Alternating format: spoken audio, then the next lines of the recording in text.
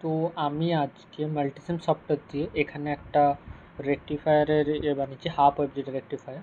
তো এখানে আমি কোনো 120 ভোল্ট 60 হার্টসের আর 0 ডিগ্রি নিয়েছি, একটা এসি পাওয়ার সোর্স নিয়েছি। এটা হচ্ছে আমাদের ট্রান্সফরমার, স্টেপ ডাউন ট্রান্সফরমার। আর এটা একটা ডায়োড নেওয়া হয়েছে এবং এটা একটা রেজিস্টার।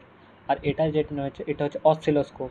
তো কী হয়েছে, যখন আমরা জানি যে হাফ ওয়েভে কী হয়, একবার কারেন্ট এদিক থেকে এদিক হয়ে যায়, এদিকে যখন কারেন্টটা যাবে তখন আমরা একটা গ্রাফে একটা ওটা চূড়া পাবো একটা। কিন্তু যখন এই দিকে যাচ্ছে তখন এটা নর্মাল ফরওয়ার্ড বায়াস হচ্ছে এটা।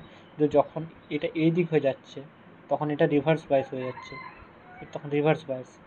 তো এটা তো আমরা দেখব। তো এখানে আমি এটাকে অন করব। তো আমি এখানে ভ্যালুগুলো আমি অলরেডি মডিফাই করেছি। তো এখানে একটা হচ্ছে এইখানে ডিসি, কিন্তু বাট এইখানে আমি 0 করে দিচ্ছি চ্যানেল বিতে। সো এটা এমনি দেখাচ্ছে। এবারে যদি আমি এইটাকে 0 করি, তো দুটোতেই একটাকে ডিসি করলে কিন্তু এইটাতে ইয়ে হয়ে যাচ্ছে, ফুল ওয়েভ হয়ে যাচ্ছে। এটাতে ডিসি, এটা 0।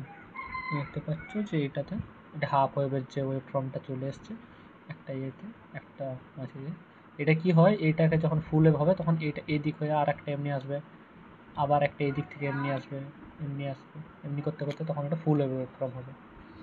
তো আজকে আমি এটাই করেছি। ভিডিওটি দেখার জন্য ধন্যবাদ।